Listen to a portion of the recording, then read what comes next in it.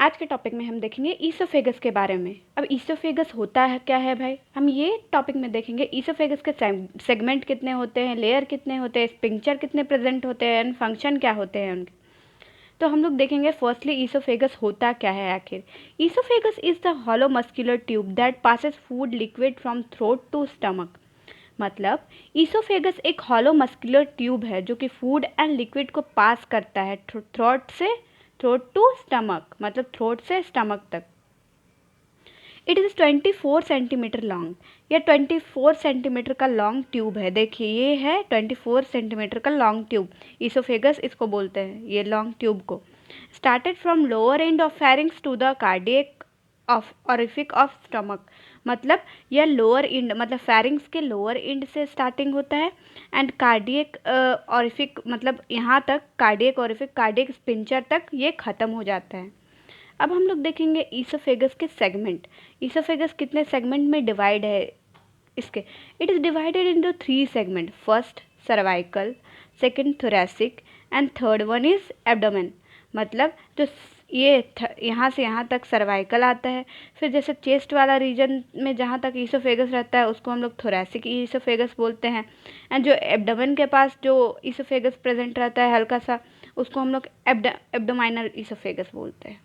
Then हम लोग आगे देखेंगे स्पिंचर ऑफ ईसोफेगस। मतलब ईसोफेगस में कौन कौन से स्पिंचर प्रेजेंट है।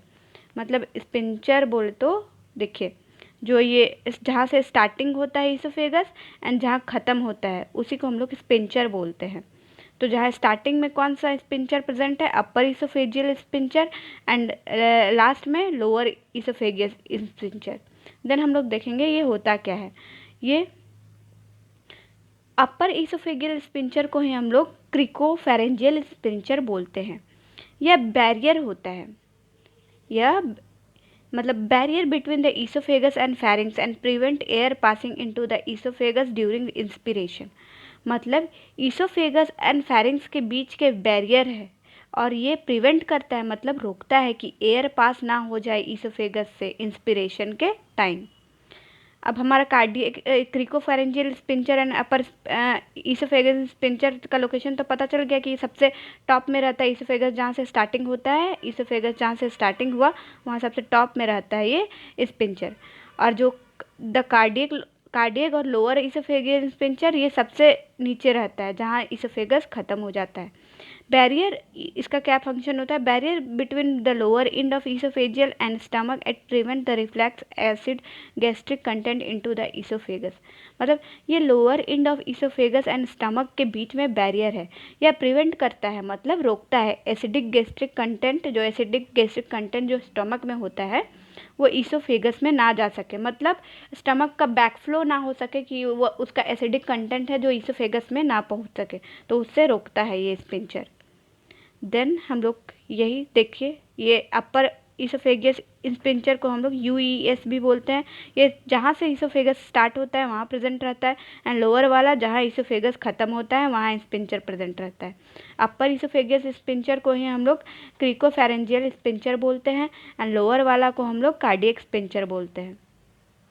देन समझ तो आ गया होगा, इसीलिए मैं फिगर का यूज़ अपने स्लाइड्स में ज़्यादा करती हूँ कि आपको समझ आ सके। एंड अगर आपको समझ आ रहा है तो मेरे चैनल को लाइक करें एंड सब्सक्राइब करें।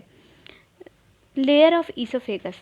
अब हम पढ़ेंगे कि ईसोफेगस जो हमारा ईसोफेगस जो होता है ऐसे ट्यूब, इसको हम लोग ऐसे कट कर देंगे तो इसका लेयर हम लोगों को ऊपर से कैसा दिखेगा।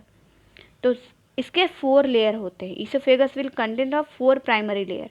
सबसे इनर मतलब अंदर का लेयर होता है म्यूकोजा, उसके बाद सब म्यूकोजा, उसके बाद मस्कुलरिस एक्सटर्ना, उसके बाद एडवेंटिया।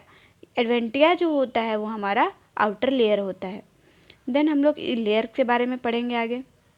म्यूकोजा, अब सबसे इनर वाला लेयर के बारे में हम लोग पढ़ेंगे। यह सब पहले हम लोग पढ़ लेते हैं। The innermost layer lined with stratified squamous epithelium which protect the oesophagus from abrasion and acidic exposure. मतलब इसका क्या मतलब होता है, ये सबसे अंदर का लेयर होता है जो कि स्ट्रेटिफाइड स्क्वेमस एपिथेलियम से बनी होती है। वह ईसोफेगस को प्रोटेक्ट करता है एंड एब्रेशन मतलब घर्षण, एब्रेशन मतलब घर्षण एंड एसिडिक एक्सपोजर से बचाता है। मतलब एसिडिक एक्सपोजर और घर्षण से बचाता है हम लोग का म्यूकोजा लेयर। अब सब म्यूकोजा में क्या होता है, a layer of connective tissue contain blood vessel nerves and some areas gland secrete mucus. मतलब इसमें क्या मतलब है, देखिए ये सबसे अंदर वाला लेयर क्या हम लोग को दिखा है, म्यूकोजा, एंड उसके बाद वाला लेयर को क्या, ये पिंक वाला, हल्का पिंक वाला है, वो है सब म्यूकोजा। इसके बाद कौन सा लेयर है, मसल। उसके बाद कौन सा लेयर है, एडवेंटिया, जो उसकी आउटर लेयर है। जैसे ये ईसोफेगस होता है, उसको हम लोग ऐसे हॉरिजेंटली कट कर दिए, तो ऊपर से हम लोग को कैसा नज़र आएगा लेयर्स, वो उसका पिक्चर दिया गया है। तो हम सब म्यूकोजा में क्या था हमारा भाई, यह लेयर कनेक्टिव टिश्यू से बना होता है, जिसमें blood vessel, nerves and some gland भी प्रेजेंट होते हैं, जो कि म्यूकस सिक्रीट करते हैं। देन हम लोग आगे का लेयर्स देखेंगे। Muscularis, circular and longitudinal muscle fibre, pushes होगा, पुसेस, इसका स्पेलिंग थोड़ा मिस्टेक है, pushes food down into the stomach. मतलब circular and longitudinal muscle fibre होते हैं जो कि फूड को पुश करते हैं डाउन, मतलब नीचे स्टमक की ओर। मतलब ये लेयर क्या करता है, फूड को पुश करता है कि वो स्टमक में जा सके। एडवेंटिया, ये एडवेंटिया जो होता है ये सबसे आउटर लेयर होता है, ये देखिए adventitia. It is the outer most layer of fibrous layer connects the oesophagus to the surrounding tissue.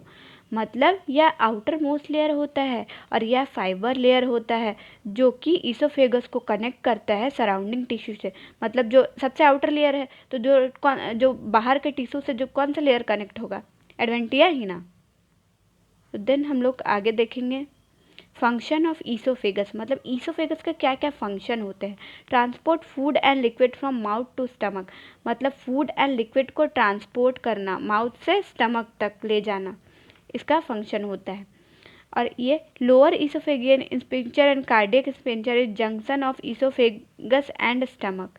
मतलब लोअर ईसोफेगियस स्पिंक्चर और उसी को हम लोग कार्डियक स्पिंक्चर भी बोलते हैं, वो जंक्शन होता है स्टमक एंड ईसोफेगस का। इसके बारे में तो हम लोग पढ़े हैं कि जंक्शन नीचे वाला, मतलब नीचे से जंक्शन क्यों बोलते हैं, क्योंकि इसी के नीचे से हमारा स्टमक शुरू होता है और इसके ऊपर हमारा ईसोफेगस रहता है। तो यह जंक्शन होता है ईसोफेगस एंड स्टमक का। तो the cardiac sphincter relax and allow to food pass through the stomach and also prevent reflux the gastric acid into the oesophagus. मतलब कार्डियक स्पिंक्चर अलाउ करता है फूड को कि वह स्टमक में जाए, एंड प्रिवेंट करता है रिफ्लेक्स एक्शन, मतलब बैक फ्लो, जो कि एसिड वगैरह है स्टमक में, वो ईसोफेगस में ना आ जाए। देन आपको अगर ईसोफेगस का वीडियो अच्छा लगा हो एंड आपको ऐसे ही वीडियो के लिए लाइक करें एंड सब्सक्राइब करें मेरे चैनल को। सब मेरे पास छोटा छोटा टॉपिक्स का मैं वीडियो बनाती हूँ एंड आप लोग को ऐसा नोट्स रखती हूँ कि आप लोग को समझ आ जाए। Thank you.